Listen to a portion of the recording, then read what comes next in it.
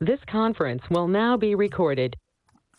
Okay, I'd like to call to order the Village of Ashwaubenon Finance and Personnel Committee meeting for Tuesday, November 21st, 2022. Roll call, please. Tracy Fluke. Here. Tom Selk. Here. Chris Serbel. Here. Allison Brunette and Kelly Service are both excused. All right. Please stand for a pledge of allegiance. I pledge allegiance to the flag of the United States of America and to the republic for which it stands, one nation, under God, indivisible, with liberty and justice for all.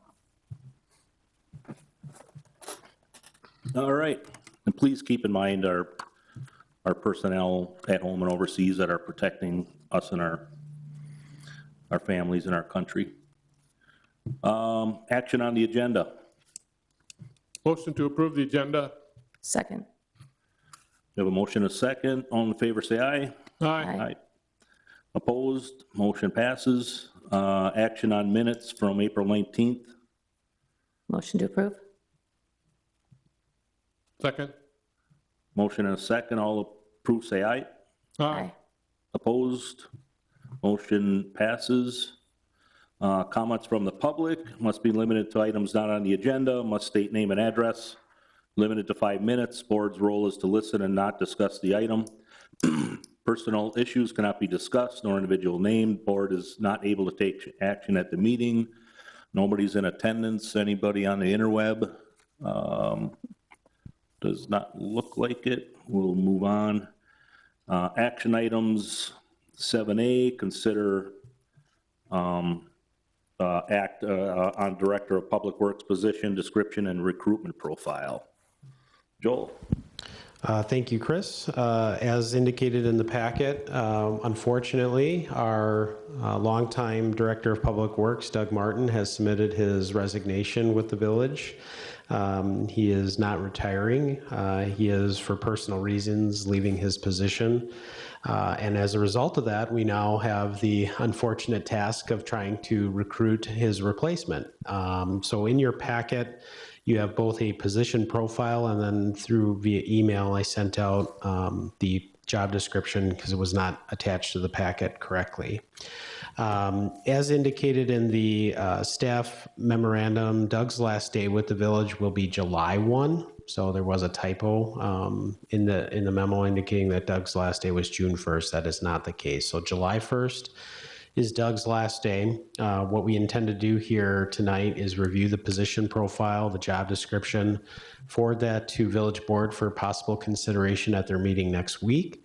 And if all things are acceptable to both committee and board, we would begin the solicitation for applications for that position.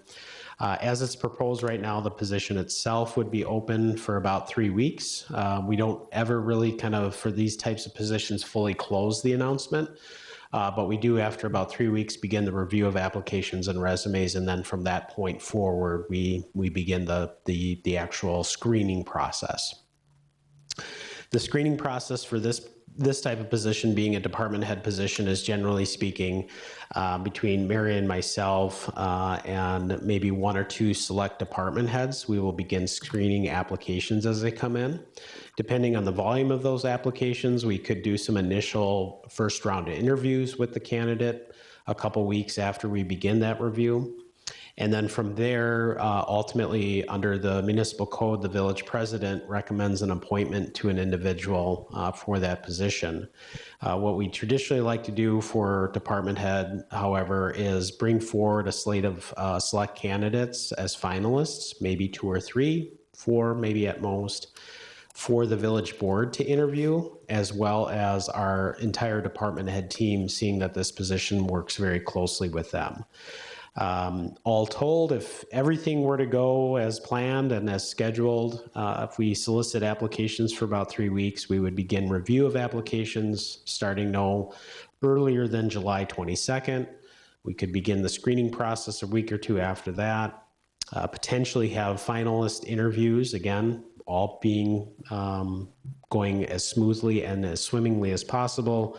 potentially board interviews at the end of August, and negotiating an offer of employment to a candidate sometime in early September. So we'd be looking at this person starting in maybe late September, if not October.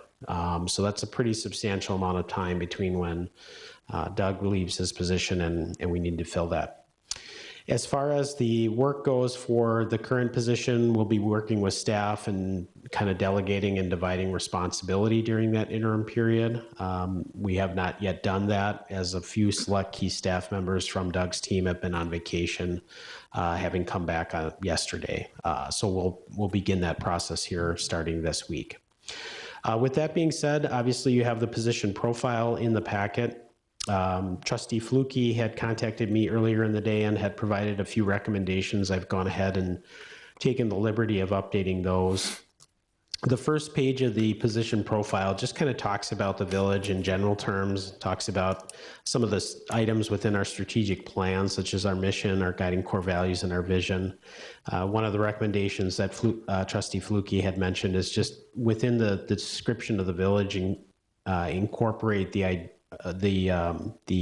Performing Arts Center as a feature that is unique to Ashwaubenon, which it certainly is. Beyond that, the second page kind of talks about at a high level what the position is responsible for. This particular position provides executive style leadership and management to the entire Public Works Department, and that department is comprised of multiple divisions. We have an engineering division, we have a utilities division, we have a streets and operations division, and so all told, there's about 38.5 full-time equivalent employees within that department. Now, this position doesn't directly supervise each of those individuals. There is a select group of individuals that will report directly to him or her, or they in that position. That would include the village engineer, the street operations supervisor, the utility operations supervisor, our GIS coordinator, and then one customer service representative that kind of supports not only public works, but also community development. All told, if you were to combine all of the department and division budgets for public works from an operating standpoint, this is not including capital improvement projects. Annually, it's about $17.25 million, so it's a very sizable department as well. This position reports to the village manager as indicated on the org chart, and certainly serves on our executive leadership team, which is comprised of all of our department heads. We do not have a current salary matrix or schedule adopted. That will be coming before both committee and board at some point here in the next few weeks. However, if we were to kind of combine what our current salary is for our current incumbent and take our draft position pay range, we are proposing that this position pay range go from 96,813 to a full 15-step scale of 127,743. The hiring range, however, would not be that high, so it would be 96 to 107, and that would be kind of that hiring range. Now, of course, the board has discretion to hire outside of that range, but that's kind of the initial range that we target for. In looking at current open positions of a similar nature and also salary surveys that are conducted annually between the area municipalities that encompasses Bellevue, Alloway, Ledgeview, De Pere, Howard, Swamico, our position pay range fits within both their low and high end. So we are very competitive with that range in that comparison. From an ideal standpoint, our ideal candidate, obviously, we're going to need somebody that's highly motivated. They certainly need to be an independent individual. They have to work independently of my oversight and certainly perform with a high degree of personal and professional integrity. They're working with not only internal individuals that are employees, but there's a high degree of interaction with the general public as well. And so that integrity is very important. And then we also understand that we have a diverse community, we have a diverse workforce, and we want to make sure that this candidate empowers their employees, right? They're not a micromanager, and that they allow their employees to perform their best, be respectful and inclusive of a variety of ideas. From a skills and experience standpoint, what's shown on the screen this afternoon is maybe slightly different than what you have in your packet, and that's as a result of the conversation that I had with Trustee Fluke this afternoon. From a skills and experience standpoint, what we wanted to do is kind of match up the job description. So under the job description, we have a minimum of 5 years of related public works management experience with at least 3 years in a supervisory role. And of course, the wording could be tweaked yet.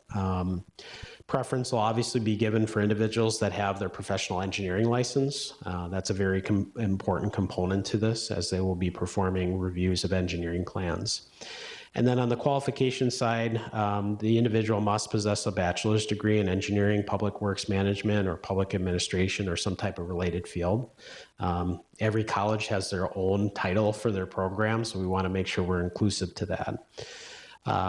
Given the nature of this position and the high degree of value that it provides from both a management standpoint as well as a fiduciary responsibility, a graduate degree is preferred, but it's not necessary. It certainly is something that we want to consider. And then a valid unencumbered Wisconsin driver's license is required to be maintained. I know we talked about ensuring that the individual has a safe, clean driving record, and that would be something that would be incorporated as part of the background check. But ultimately, they need to make sure that they maintain a valid unencumbered driver's license, because they will be required to operate at least a village vehicle for inspecting sites and going to and from job areas. So that's the position profile. Again, as I mentioned, we'd be looking to close or at least begin first review of applications on July 22nd. The position description, again, emailed separately to the packet, but you should have gotten that this week. Kind of outlines the essential duties and responsibilities for the position, but then it gets into further detail as it relates to responsibilities towards the engineering. This position obviously plays a pretty critical role as it relates to community and board relations. So they come to Public Works and Protection Committee, they come to village board meetings, they may host a variety of public informational meetings, again, a lot of interaction. They could attend other outside agency meetings and interactions. We want to make sure that the individual is performing well in that standpoint. Between public safety and public works, this is our second largest department in terms of employees. So a human relations standpoint is very important. So we have some expectations for this role as it relates to team management, making sure that they provide adequate leadership for that department. And then we certainly get into kind of just general management of the department as well. With that, we get into essential knowledge, skills, and abilities. No changes so far in the job description until this point. One of the comments that Trustee Fluke and I discussed was under bullet point 3 under knowledge, is that we wanted to incorporate concepts of design as it relates to transportation and multimodal transportation systems, so that just recognize that they should have some basic knowledge of those concepts. There is a possibility that we may get applicants that are very focused. As an example, maybe an engineer that has devoted their career up until this point with utility systems, but has not been fully engulfed or engaged in transportation design, but they should have a basic knowledge and understanding of it. And that's kind of what this is intended to have. That although you may be more specialized in a specific area, drainage, stormwater, utilities, or transportation, you should still have a basic understanding and an appreciation of those aspects, because in this role, you will play a key and critical role in that effort. We cleaned up as we go along into the education end of things. Again, and certainly Trustee Fluke will mention that whether or not the 5 and 3 is necessary for years of experience. But at a minimum, we're looking for at least 5 years of increasingly responsible experience in public works management, with at least 3 years of administrative and supervisory responsibility in a related field, right? So again, this is a higher level position for the organization, probably arguably between this position and our chief of public safety, the most important operational position within the organization. We want somebody with some experience that's coming to the plate. Again, looking for somebody with a bachelor's degree at a minimum. A graduate degree is certainly desirable. Again, just shows their commitment to lifelong learning and education. Not necessary or required, but certainly desirable at this point. There was a question about the Wisconsin Professional Engineer's License. From my knowledge, this is obviously indicative of their commitment to their profession as an engineer. A PE is required to go through an examination process that's fairly arduous and can be difficult to obtain at one sitting. So oftentimes individuals have to take it maybe one or two more times beyond that in order to qualify. I'd liken it to kind of like the bar exam for attorneys. It can be a little bit difficult. So it certainly exhibits the individual's knowledge and technical expertise. But in addition to that, there's a commitment to ethics that are related to engineering. And those ethics relate to inclusiveness, equity, contracts, things of that nature, to make sure that they are really kind of following and modeling ethical and moral behavior as it relates to the profession. And I think that's important for our organization to find somebody with that credential that's committed themselves to that degree of professionalism as well.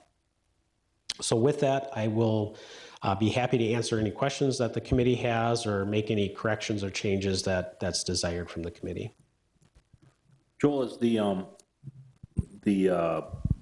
ability to obtain a license within 1 year for the Wisconsin professional engineer, is there wiggle room there if it's beyond 1 year? Because, we probably have, we'll have, I wouldn't want to miss out on, say, some internal people here. We've got some great people in our department here that I would think one or two might step up and apply, but that might discourage them from doing that. But is there wiggle room there? Well, I think it's certainly obtainable to acquire it within 12 months if all things are good. But obviously with COVID and things like that, we've learned to be adaptable when things are outside of our area of control. So certainly if they have the ability to take the class over the course of the year and the classes remain on schedule, then 12 months is more than adequate. However, if there are circumstances outside of their control and they're not able to take the class for those reasons, then we can certainly be adaptable to that. Okay. But there's enough courses and certification programs over the course of a 12-month period that if they're eligible and they feel prepared and ready for it, they should be able to achieve that. Okay, thank you. Was the job description redone recently? Because we had this consultant did they help or did they do this, or is this an existing job description? Yeah, great question. I should have mentioned that. So that's a great point. No, this is the revised job description. So our HR consultant is in the process of updating or working through updating all of our job descriptions. This is one of which we asked them to kind of move up the schedule. And so this is the updated version of that job description. The last time the Public Works job description was updated and presented to committee, I could not tell you. I'm sure it's been a number of years, just because of the tenure of Doug in his position.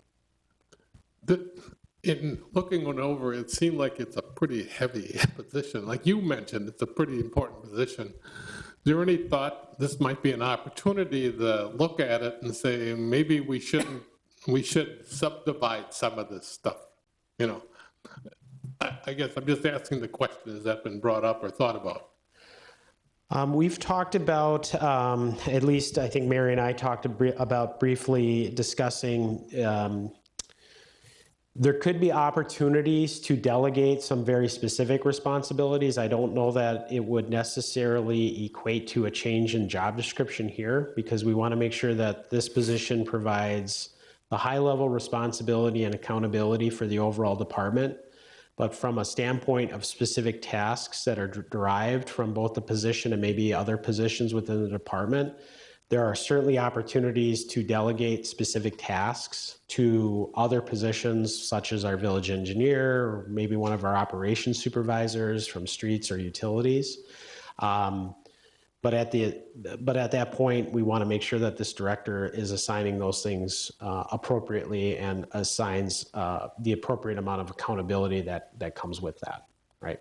So I think there's ways to do it. I don't know that I would necessarily recommend changing the degree of responsibility or accountability for this position, but maybe assigning specific tasks and delegation of duties to other positions that can be found. Going Chris's point that might lead to more internal candidates who are kind of a succession of, people for that position, as opposed to, okay, now we got to recruit outside the firm, just, thought on that. Yeah, I think that, I guess my thought is twofold. One, I think we do have some qualified candidates internally that can certainly perform the responsibilities that are outlined in the present job description. So I don't know that I'm necessarily fearful that it's going to be deterrent per se for internal candidates to apply for the position. In many cases, in particular, at least one individual for sure that I know of, they've been preparing themselves for this type of opportunity and this type of role. And I think that it certainly is an opportunity to step up and take on that additional responsibility. With that being said, it being a department head level position, I think it's important for both the village president and ultimately the village board to have as many options and opportunities for candidates to select from. So being able to open it up both internally and externally, I think is important, because I think it provides value to the individual that is ultimately selected, that they were selected from the best slate of candidates that were available to us to select from, versus I was here and it was the right place at the right time type situation. Good, thank you. Yeah. I just have some kind of overall comments, and then I just have a couple questions for you as well. One of the things the village has been doing recently is kind of a paradigm shift, if you want to say. We have lots of multifamily going into our community. We have lots of redevelopment going on. The village board recently approved sidewalks in our residential developments, our new residential developments. They also approved putting bicycle and pedestrian accommodations in our commercial development. So we've really made a shift in thinking about all traffic coming through our community, including, like Joel said, multimodal. And my question to Joel and Mary in the past has been, who is responsible for that? Who is our traffic person that can do this work? And it appears, and when you look at this position description, the word traffic management, the word transportation, the word multimodal is nowhere in this position description.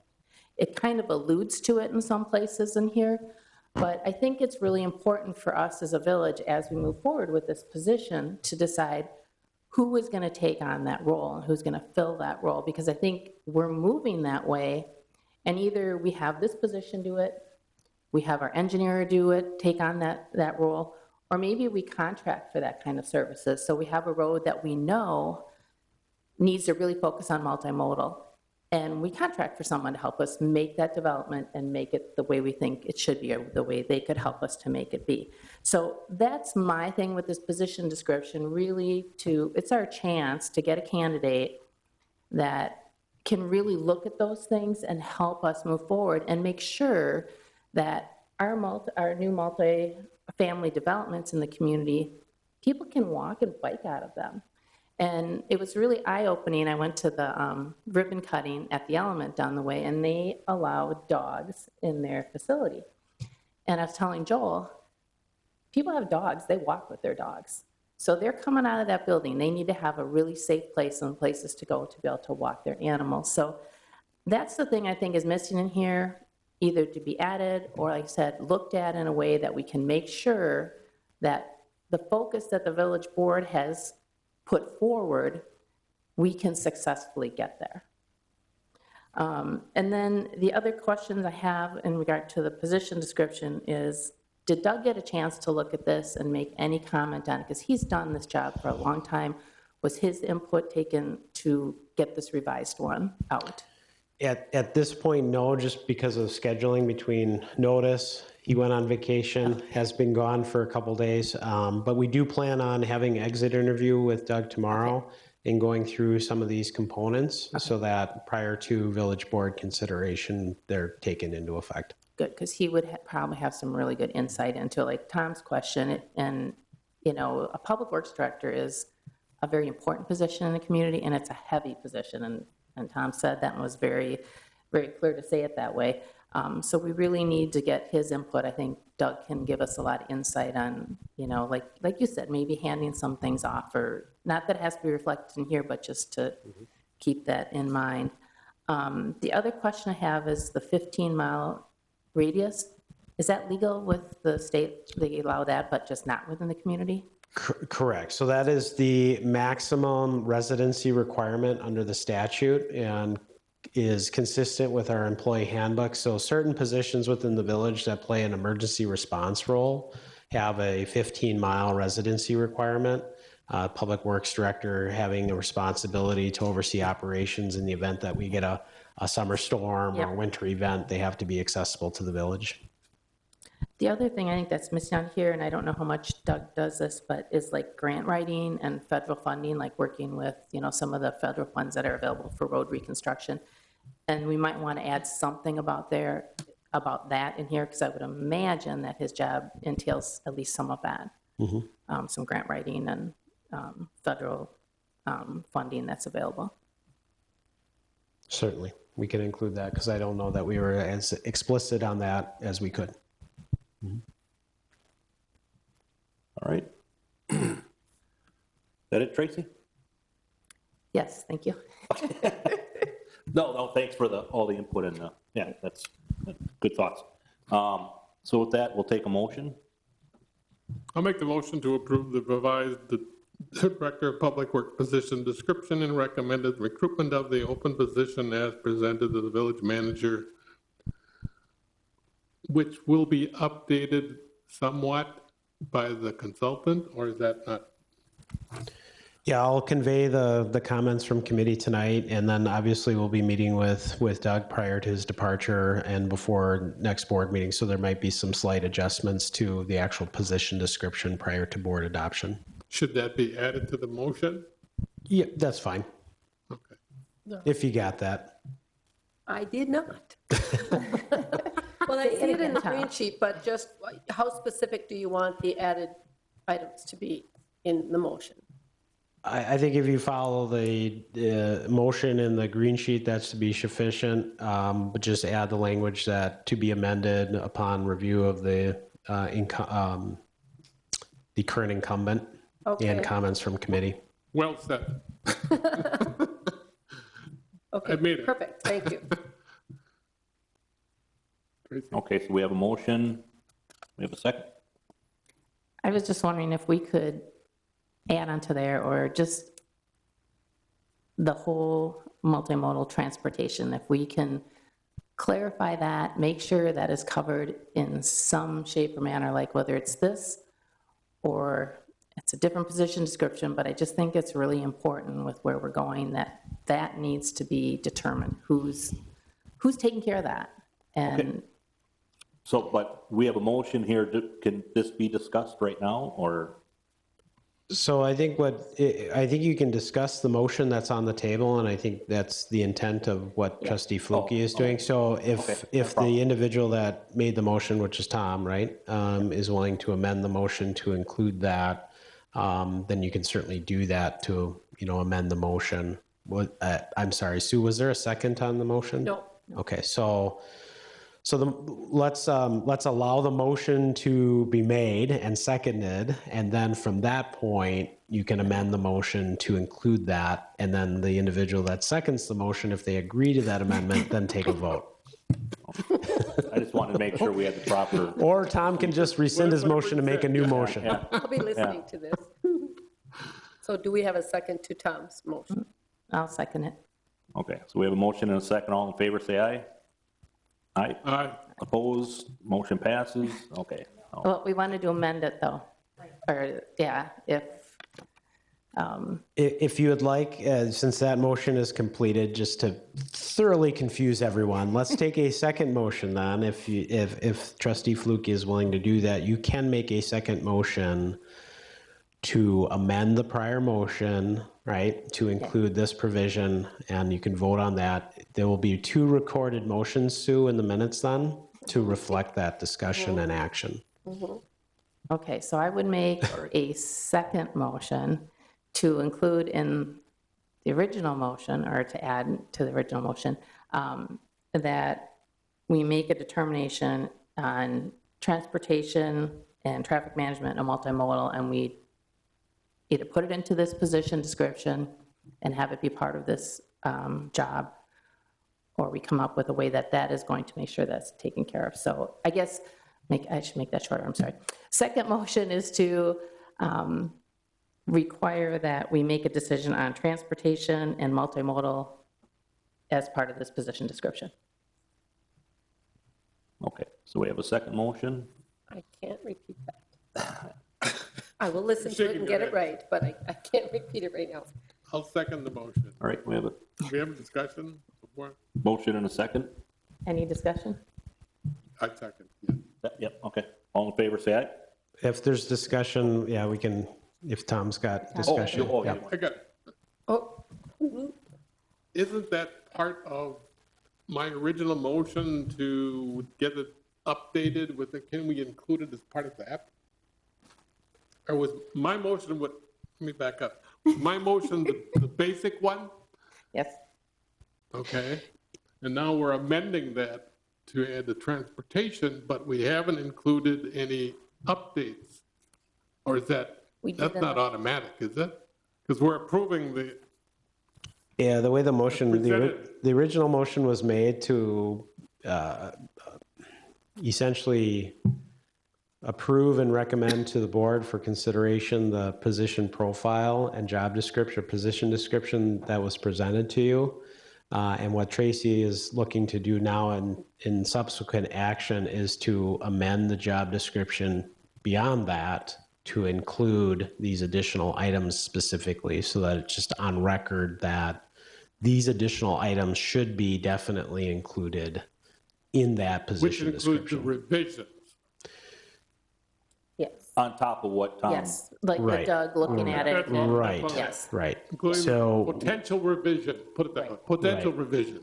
so my direction from a staff perspective, I think is quite clear. Obviously, the position description is going to go before a village board. It's going to be reviewed internally by the incumbent. Any revisions that the incumbent sees or we see as staff may come forward to village board. In addition to that, Trustee Fluke, if this second motion passes, there will be some additional language included into the position description explicitly stating that this position has a responsibility over managing the transportation plans, design, multimodal transportation, so on and so forth. So I have clear direction. As long as you're comfortable, if you approve this motion, next meeting when you have to approve your minutes, it makes sense to you, it makes sense to me. Does that make sense, Tom? Want to read it back? no, So nothing changes, from what Tom Correct. proposed. Okay, so nothing Okay, changes. okay, from we what- got it yeah. back done. Your motion I know what stays. you're Like you said, we can always Yes. go back to the minutes and. Yep. Yeah. Okay, Yep. all right, I have clear direction. okay. So we have a motion and a second. All in favor, say aye. Aye. Aye. Nays, none, motion passes. Employee benefits insurance services agreement renewal. Yeah, this is a real simple one. So the Village of Ashwaubenon is a fully self-insured entity. So our employees that elect health benefits do so through our self-insured program. However, in order for us to administer those health benefits to our employees, we utilize a third party to assist us in the administration of that program. So part of that administration, the company that has been administering our benefits for the last 3 years was recently called Hayes Company.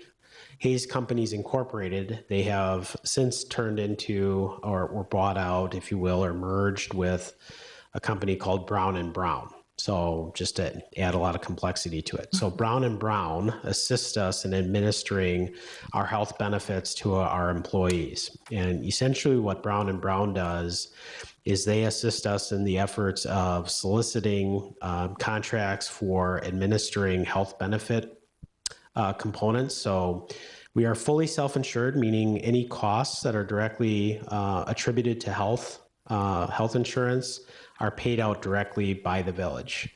But in order for health providers to get us the bills and us to determine what responsibility the employee has as it relates to that cost, whether it's hits their deductible or it's provided for a covered service, Brown & Brown coordinates an administrative agreement with UMR, United Healthcare, to basically provide like explanation of benefits and submit invoices, so on and so forth. And so Brown & Brown is in the process or is in the business of basically negotiating those contracts with all those other providers, UMR, Delta Dental, Delta Vision, DBS, which is Diversified Benefit Services. And so they assist us with that. In addition to that, Brown & Brown assists us with very strategic components to our health plan design.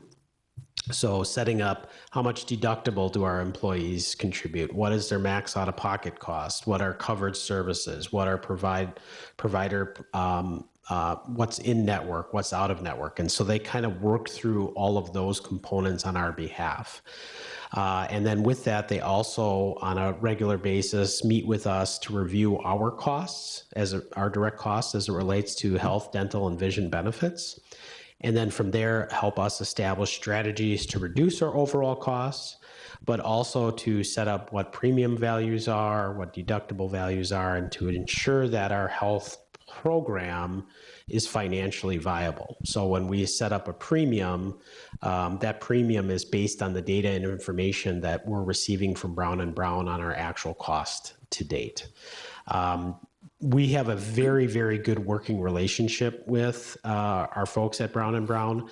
They have been instrumental in ensuring that our premiums are held in check. In fact, we have not had a premium increase in over 3 years for our health insurance, which is unheard of. And so a big part of that is their effort to look at the strategies and details for how we deliver those benefits. They've also been instrumental in supporting the implementation of the A+ clinic through Bell & Health, and so they negotiate contracts with Bell & Health on our behalf to support that clinic. And that also has proven to be highly successful for not only the health and benefit of our employees, but from a cost perspective to our organization. Brown & Brown also works directly with the Ashwaubenon Area School District, and so we have a mutual relationship with the school district as it relates to the A+ clinic as well. And so there's just a very seamless administration of benefits with our partnership and relationship with Brown & Brown. As indicated in the packet, our 3-year service agreement with them is set to expire later this year, and so they are proposing a new 3-year agreement with a cost increase of 3% from the prior agreement. So again, that's a flat cost amount, but it is a 3% increase from the prior 3-year agreement. From a staff perspective, we recommend approval of that. Again, the relationship has been exceptional, and we'd be more than happy to continue working with them in the administration of our benefits program. Okay. Anybody? Go ahead. Go ahead. Does the Human Resources, that LLC, do they do services like this or not? They do not have, they don't necessarily help us with administering contracts with providers like UMR or Delta Dental or Delta Vision. What they would help us with if we employed them to do such is the open enrollment, if you will, of individual employees into our program. This is kind of on the other side. Could they theoretically help? Possibly to some degree, but maybe not to the level or detail that this company is doing. This is more administrative. Correct. Right. Good. Thank you. I just want to double check the attorney did review and approve the contract. That is correct. Yep. Okay. Then I make a motion to approve the employee benefit insurance service agreement with Hayes Companies, Inc., a Brown and Brown Company for the period October 1st, 2022 to September 30th, 2025 at an annual cost of $26,265. Okay, Second? you want a second? Yep. Okay, we have a motion and a second. All in favor, say aye. Aye. Aye, opposed, motion passes. Items for next agenda. Anybody want to see anything? No? Okay, we'll take a motion to adjourn. So moved. Second. The motion and a second. All in favor, say aye. Aye. Aye. Opposed, we are adjourned. This conference is no longer being recorded.